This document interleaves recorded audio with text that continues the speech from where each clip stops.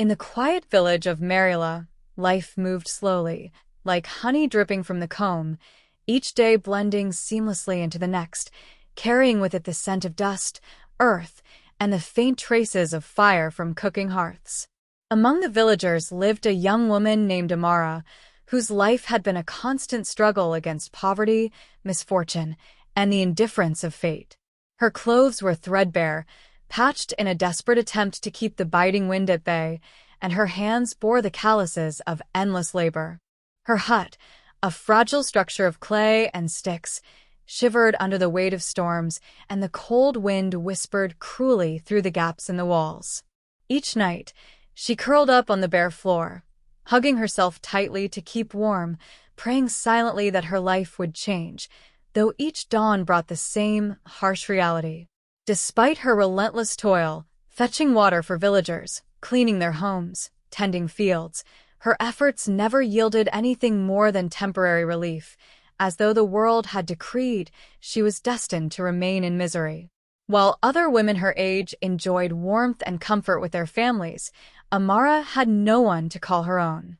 Whispers of ill luck followed her wherever she went, and men avoided her, fearful that misfortune might rub off on them.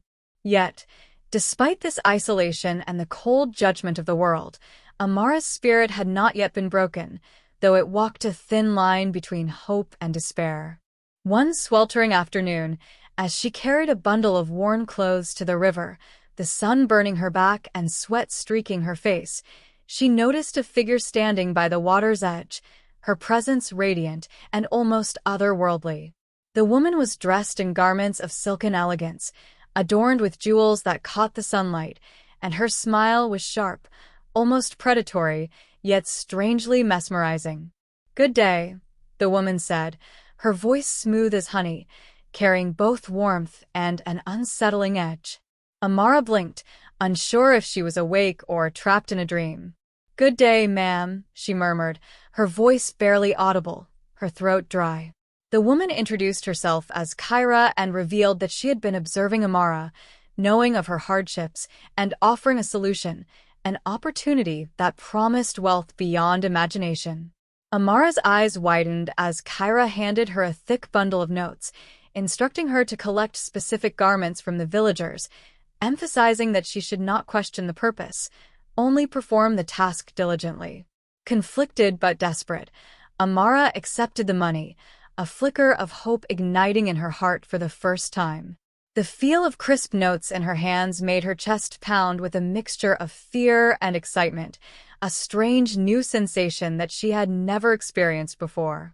That evening, she examined the bundle and thought carefully about how to approach the villagers without revealing the true nature of the task, her mind swirling with a storm of guilt, hope, and curiosity. The next morning, she walked through Marilla with brightly colored buckets and bowls she had purchased at the market, offering them in exchange for unwanted clothes, shoes, and undergarments.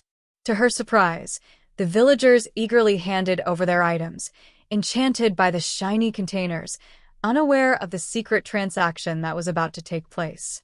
Each time she knocked on a door, she felt her heart skip, unsure if she would be met with suspicion or curiosity.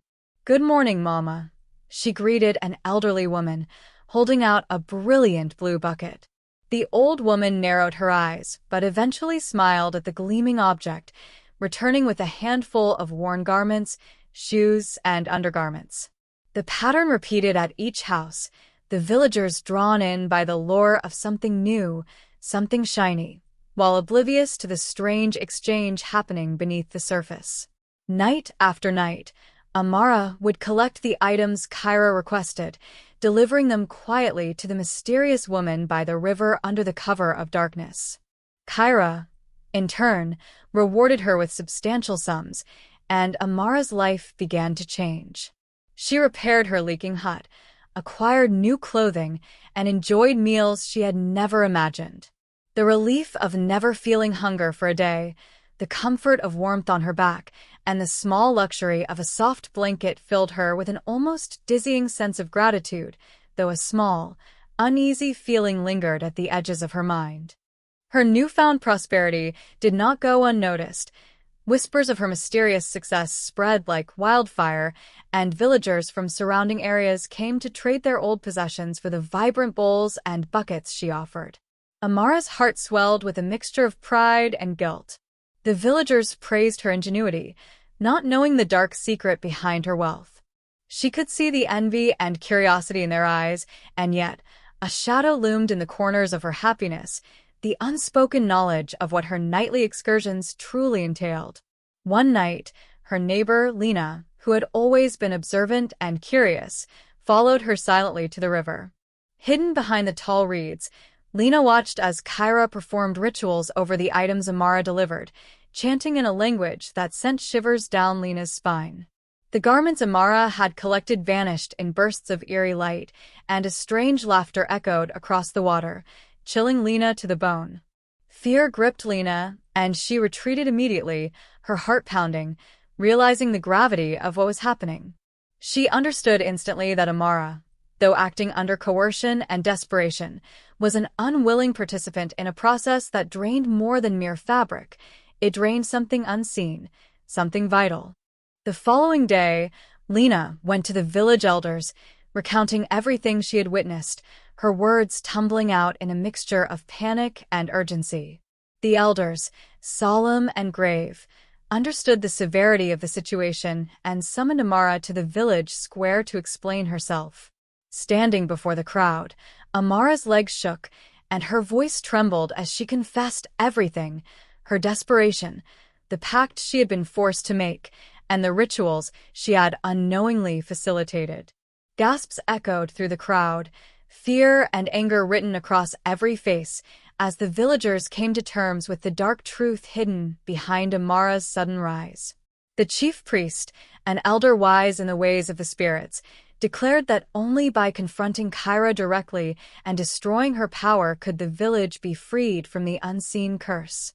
A group of villagers, led by the priest, armed with torches, sticks, and a deep resolve, marched toward the river and the old baobab tree where Kyra's lair lay hidden.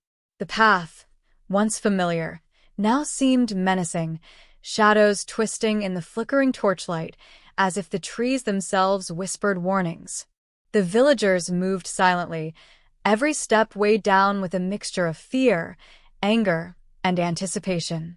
When they reached the baobab tree, they uncovered a hidden entrance, a narrow, foul-smelling tunnel that seemed to pulse with an unnatural energy. Two brave villagers entered and emerged moments later, dragging Kyra behind them, her robes tattered, her face twisted in fury and panic. She hissed at them, threatening destruction, but the combined force of the priest's chants and the villagers' unity weakened her, dismantling her dark artifacts one by one. Her screams, sharp and terrifying, echoed across the riverbanks until finally her voice faded, leaving an almost surreal silence. The villagers, breathing heavily, realized they had survived the ordeal, their courage and solidarity stronger than the fear that had once dominated them. Amara, though pardoned and freed from Kyra's influence, remained deeply remorseful, her body weakened from years of labor and the psychological burden of the ordeal. She left Mariela quietly, her departure a somber reminder of the thin line between desperation and morality. Lena, however, remained in the village, celebrated for her vigilance and bravery. Eventually, she married the village chief's son, her courage and foresight serving as a beacon of hope and inspiration for all. The story of Amara and Kyra became a cautionary tale, told around fires and under the moonlit sky, warning children and adults alike of the dangers of unchecked desperation, the seductive power of greed, and the unseen consequences of choices made under pressure. It reminded the villagers that opportunities, however enticing, might conceal hidden darkness, and that true courage lies not in personal gain but in standing up to protect the community. Amara's name, though tinged with the memory of guilt, also carried a lesson of humanity, warning generations about the perils of trust, the consequences of secrecy, and the importance of moral strength even when life offers few options. Mariela returned to a cautious peace, its people wary of unusual offers and mysterious strangers, their eyes open to the subtle ways danger can arrive cloaked in temptation. The legacy of